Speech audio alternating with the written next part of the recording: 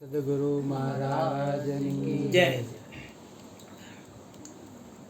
બાપુએ ફોન કર્યો કે જયંતિભાઈ ધ્યાન શિબિરમાં ગયા છે એટલે કે એના નિમિત્તે કે આજે આવજો.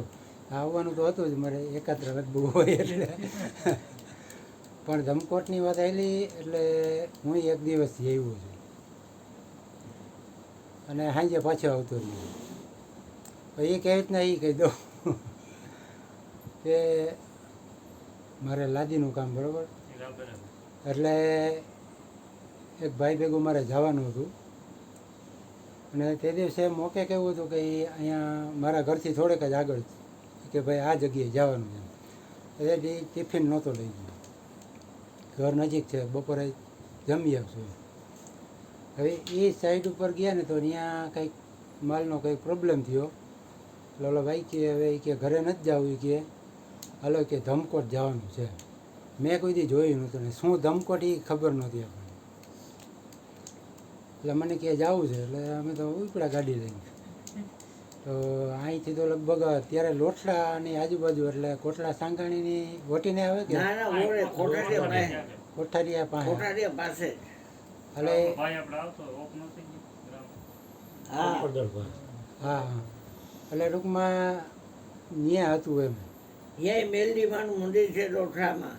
તમે જોવો ને તો 24 કલાક જમવાના મળે છે. હાઈ ક્લાસ છે. એટલે પછી ત્યાંથી ઉપડા અહીંથી ઢેબર રોડેથી નીકળ્યા ને સીધા લગભગ 20-25 મિનિટ અડધી કલાક પોણી કલાક જેવું થયું એમ પહોંચતા. આગું થાય એમ. એટલે ત્યાં ગયા ને બપોર સુધી કામ કર્યું. એટલે પછી કે હવે હાલો જમી લ્યું. એટલે જમવાનું હવે સંજોગો કેવી રીતના ભેગા થાય એમ કહું. નકા તો ટિફિન લઈ જ જવાનું હોય તો ત્યાં આપણે જમવાનું નહોતું, પણ એ આપણને એવું કંઈક કરાવ્યું કે ત્યાં નિમિત્ત બન્યું એમ કે પ્રસાદ લેવાનું. એટલે એ બધું આવ્યું. બધું એ તમે કેમ કહો ભાઈ એમાં કાંઈ સ્વાદ ને એવું આપણે ઘર જેવું ન હોય એમ, સાત્વિક ખરું એમ. બધી વસ્તુ બધી સારી, પણ જે સ્વાદ શોખીન હોય ને જરાય ન ફાવે. એટલે એ આપણે તો પછી હાલે બધું જ, કાંઈ એવું કાંઈ ન હોય જે મળ્યું. હા, ઓપ્શન ના એવું નથી હાવ. એટલે બધાને એવું ન હોય કે ઓપ્શન હોય તો એ હલાવી લેતા હોય, એવું ન હોય. પણ મારે એવું કાંઈ ન હોય. મને એમ કે ભાઈ જે થઈ હાઈલ, કંઈક મીઠું હોય ન હોય તો એ પછી ઘરે કંઈ ફરિયાદ ન હોય. તમે કેમ આમ કર્યો હતો ને શું કર્યો હતો ને એવા. એટલે એમ નથી, એટલે એ લોકોએ જે બનાવ્યું હતું એમાં આપણે પ્રસાદ ગ્રહણ કરી લીધું. એટલે એ રીતના હું સાંજ સુધી અહીંયા અમે ટાઇલ્સ લગાવી હતી અને એ રીતના ગયો હતો ને સાંજે પાછો આવતો રહે. એટલે એ રીતના કહું છું. ના પણ એટલે ન્યાય અત્યારે તમે ગયા હતા એ ક્યાં હતું? એ બંધ થઈ ગયું. હા, એટલે એ આજ તો લગભગ એને કહું છું તમને કહું તો 18-20 વર્ષ પહેલાંની વાત છે. જામનગર રોડ ઉપર છે ને? તમારી ઓયડીમાં 2 જણા થાય એક જ આમ ટાપ હોટેલમાં ધોઈ રહ્યો. ફૂલ ફેસિલિટી એમાં કઈ ઘટે નહીં. પંખા હોય. એવી પંખા ફૂલ ફેરી હોય. ગરમ પાણી પૈસામાં જરાક લઈ એ લોકોનો લોભ નહીં. એટલી ચોખ્ખાઈ, એટલું બધું વ્યવસ્થિત અને કાંઈ ઘટે પૈસા નહીં. વાપરવામાં જરાક એ લોકોનો લોભ નહીં. આપને સુવિધા પૂરેપૂરી દેવાની. એટલે આમાં એવું છે ભાઈ, છેલ્લે જે પૈસા માંગે નહીં ના, તમારે તમને ન્યાય આપો પેટીમાં તમારી ત્યાં ઈચ્છા. એ નિયમ એવો હોય કે જેટલા ત્યાં જાય ને એટલે સારો વર્ગ હોય. એટલે એ લોકો એવો વિચાર કરે કે આપણે 10 દી રોકાણા આમ જોઈએ તો કાયમીના 200-300 રૂપિયા ગણી થાય એટલા રૂપિયા થાય.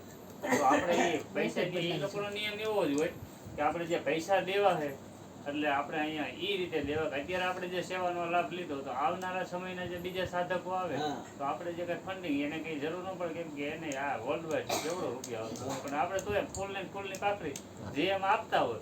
એટલે હું જાતો હતો તો મને પછી મનસો એમ હતું, મને કંઈ ખબર હતી એને કીધું તો આવી રીતે બધું ટોટલી ફ્રી ઓફ છે, કંઈ વાંધો નહીં.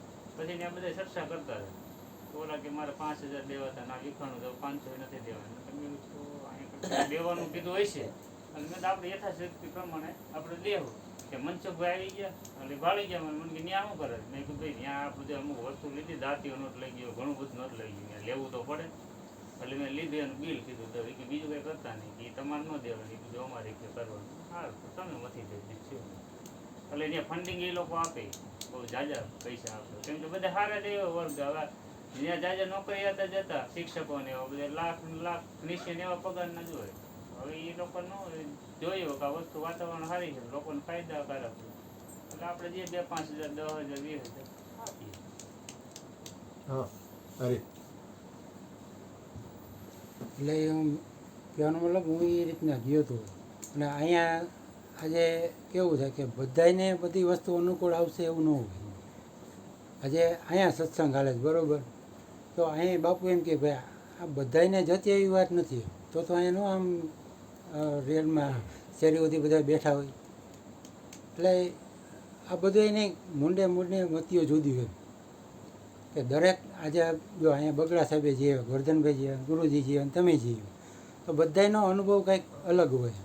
તો ન્યાજ ચોખ્ખા શબ્દ મૂકે છે કે એનો અનુભવ હરખો નહીં છે બધાને અલગ જ. હા, એટલે જેને જે લાગ્યું ભાઈ બાપુ એમ વાત કરે કે હાથી કે આંધળાને હાથી બતાવ્યો તો જેના હાથમાં જીજી આવ્યું હા, ઈ કીધું. એના જેવું વર્ણન કર્યું એમ. અને ગીતાજીમાં કૃષ્ણ કહે એમ કે ભાઈ કરોડો માણસોમાંથી એક જણો મારી પાસે આવે છે, કરોડમાંથી એક નહીં, કરોડોમાંથી. એટલે આપણે સહજતાથી જેટલું હલાય અને જે રીતના આપણી સ્થિરતા રહીએ એ રીતના જીવન પાસ કરી અને બને એટલું અડગું થતું જવું એમ. બોલીએ સદગુરુ મહારાજની જય. ગોરધનભાઈ બોલો. હા ગોરધન